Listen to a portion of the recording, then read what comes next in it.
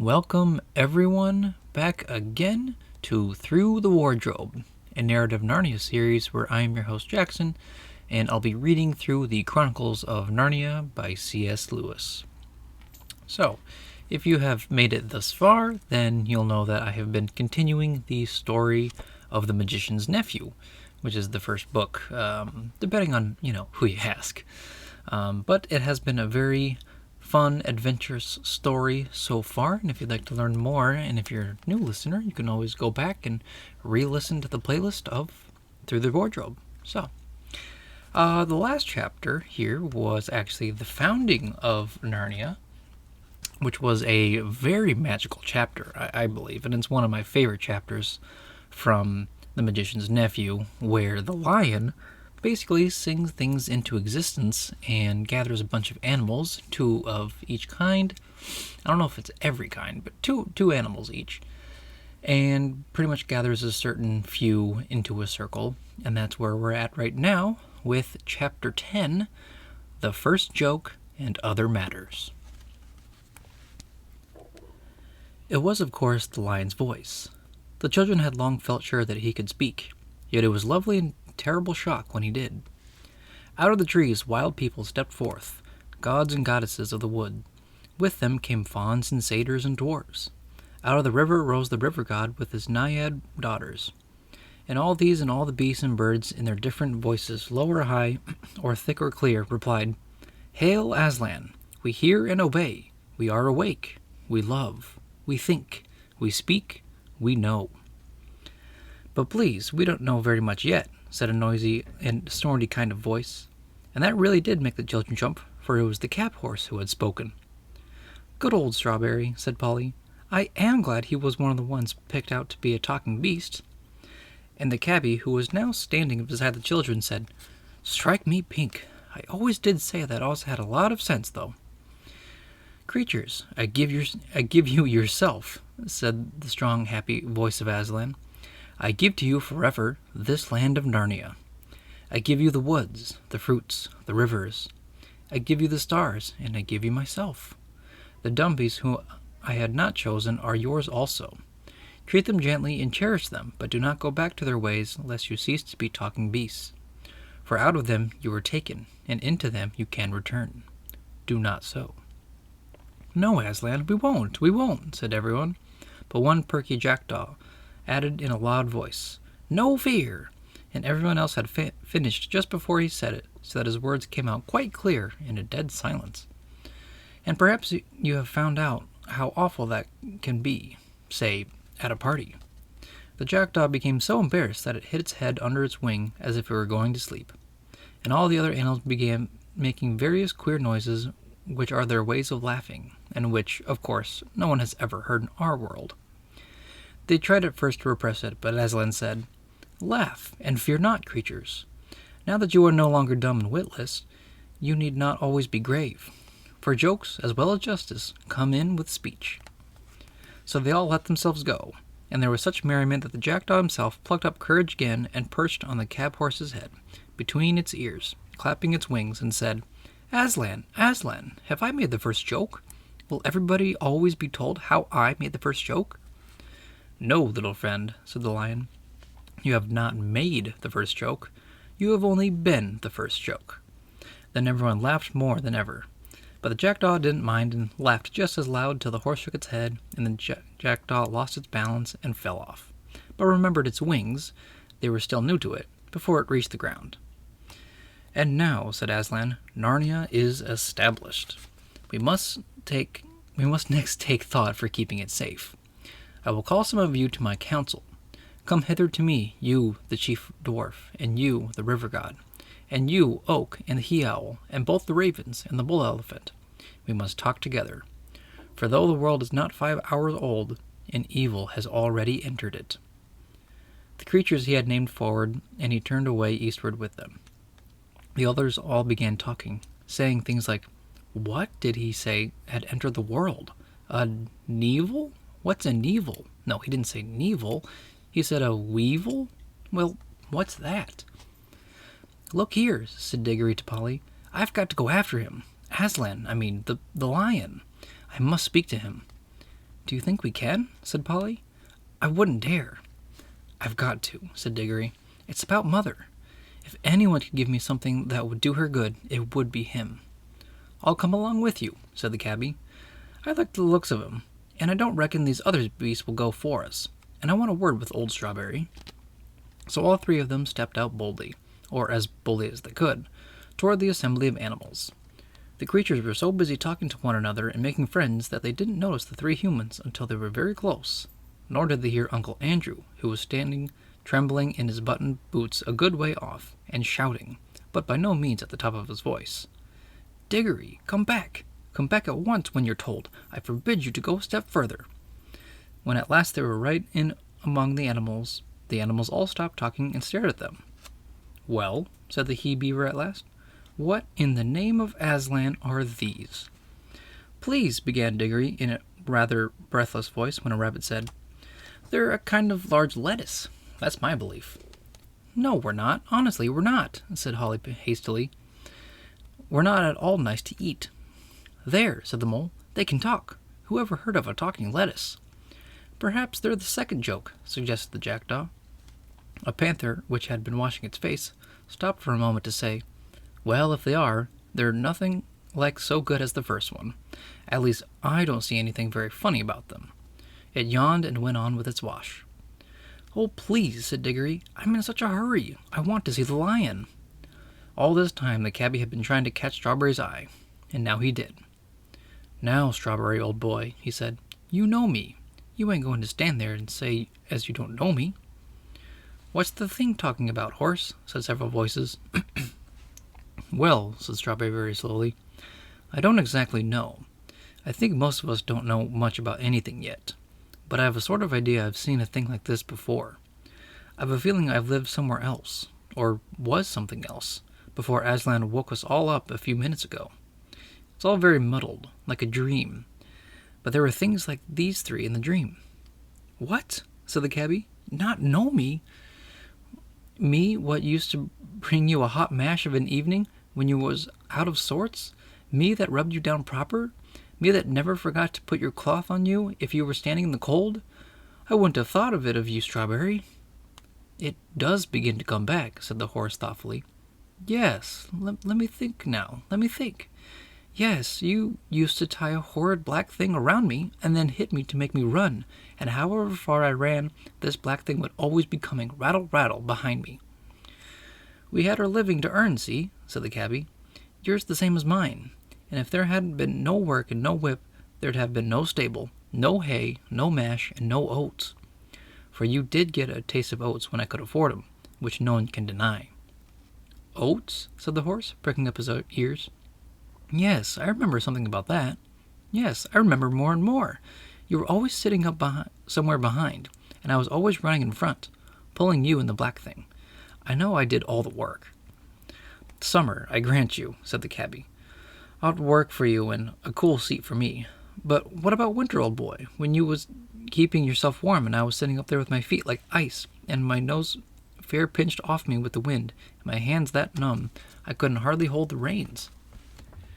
It was a hard, cruel country, said Strawberry. There was no grass, all hard stones. Too true, mate, too true, said the cabbie. And hard world it was. I always did say those paving stones weren't fair on any os.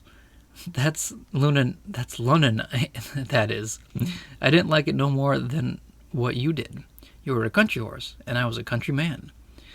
Used to sing in the choir, I did, down at home, but there wasn't a living for me there. Oh, please, please, said Digory, could we get on? The lion's getting further and further away, and I do want to speak to him so dreadfully bad. Look here, Strawberry, said the cabbie. This young gentleman has something on his mind that he wants to talk to the lion about. Him you call Aslan. Suppose you was to let him ride on your back, which he'd take it very kindly, and trot him over to where the lion is, and me and the little girl will be following along. Ride? Said Strawberry. Oh, I remember now. That means sitting on my back. I remember there used to be a little one of you two-leggers who used to do that long ago. He used to have little hard square lumps of some white stuff that he gave me. They tasted, oh, wonderful, sweeter than grass. Ah, that'd be sugar, said the cabbie. Please, Strawberry, begged Digory, Do let me get up and take me to Aslan." "Well, I don't mind," said the horse. "Not for once in a way. Up you get." "Good old Strawberry," said the gaby. "Here, you young'un, I'll give you a lift." Digory was soon on Strawberry's back and quite comfortable, for he had ridden bareback before on his own pony. "Now do gee up, Strawberry," he said. "You don't happen to have a bit of that white stuff about you, I suppose?" said the horse. "No, I'm afraid I haven't," said Digory. "Well, it can't be helped," said Strawberry, and off they went. At that moment a large bulldog, who had been sniffing and staring very hard, said, "Look, there isn't another of these queer creatures, over there, beside the river, under the trees." Then all the animals looked and saw Uncle Andrew standing very still among the rhododendrons and hoping he wouldn't be noticed. "Come on," said several voices, "let's go and find out." So, while Strawberry was briskly trotting away with Digory in one direction, and Polly and the cabby were following on foot, most of the creatures rushed towards Uncle Andrew with roars, barks, grunts, and various noises of cheerful interest.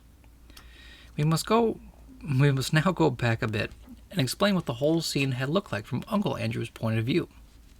It had not made at all the same impression on him as on the cabby and the children. For what you see and hear depends a good deal on where you are standing. It also depends on what sort of person you are. Ever since the animals had first appeared, Uncle Andrew had been shrinking further and further back into the thicket. He watched them very hard, of course, but he wasn't really interested in seeing what they were doing, only in seeing whether they were going to make a rush at him. Like the witch, he was dreadfully practical. He simply didn't notice that Aslan was choosing one pair out of every kind of beast. All he saw, or thought he saw, was a lot of dangerous wild animals walking vaguely around, and he kept on wondering why the other animals didn't run away from the big lion.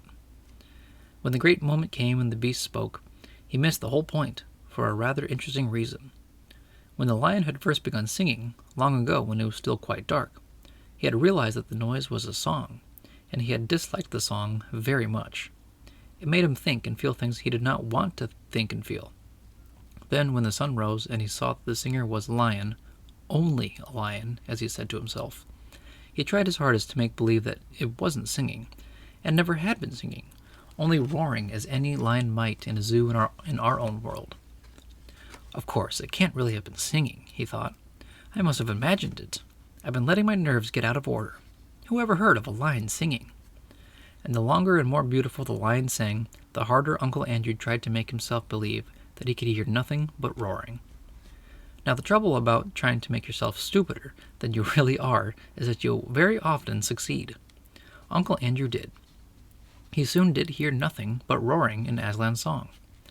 Soon he couldn't have heard anything else even if he wanted to. And when at last the lion spoke and said, "Narnia, awake," he didn't hear any words. He heard only a snarl.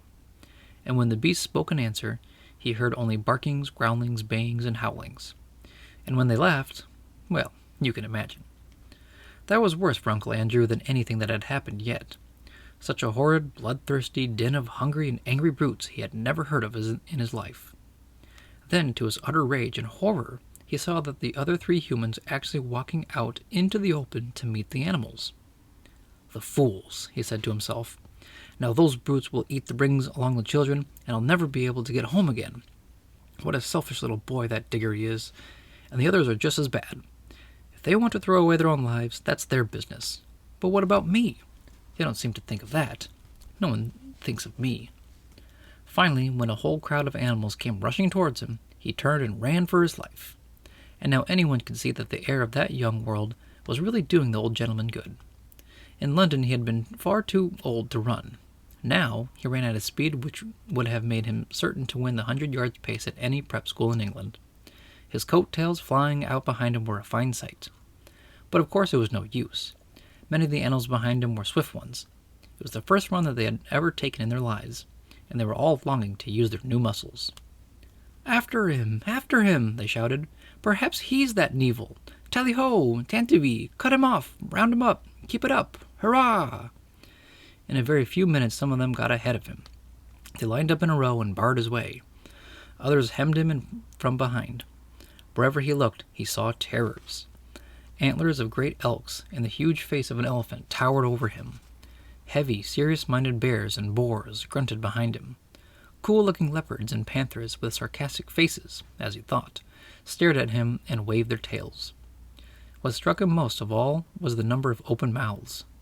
The animals had really opened their mouths to pant. He thought they had opened their mouths to eat him. Uncle Andrew stood trembling and swaying this way and that. He had never liked animals at the best of times, being usually rather afraid of them, and of course years of doing cruel experiments on animals had made him hate and fear them far more. "Now, sir," said the bulldog in his business-like way, "are you animal, vegetable, or mineral?" That was what it really said, but all Uncle Andrew heard was, "Growl." And yeah, that is the end of chapter 10. Yep, chapter 10.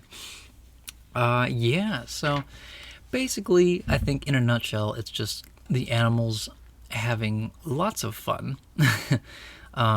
Since this is considered the first joke in Other Matters, the jackdaw basically being the first joke instead of making the first joke is a very clever idea, difference between making a joke and being the joke, which I did kind of forget, which is great because I love rereading stuff and finding stuff that I forgot. But yeah, so Aslan basically says like, "Oh, you didn't make the first joke, you are the first joke." So then you can kind of see how the animals, even though they have a lot of different traits about them, that they're still very much happy to be in existence and happier to be part of those, I guess, chosen animals to be, witless, I think it was, undumb and things like that. But yeah, so Digory is trying to get after Aslan because he's thinking about the fruit that he overheard. I believe, I don't remember if it was from Aslan or if it was from the witch. I can't remember which one it was, but they said something about a fruit making people better again. So of course he desperately wants to get to Aslan and get that magical fruit to heal his mother.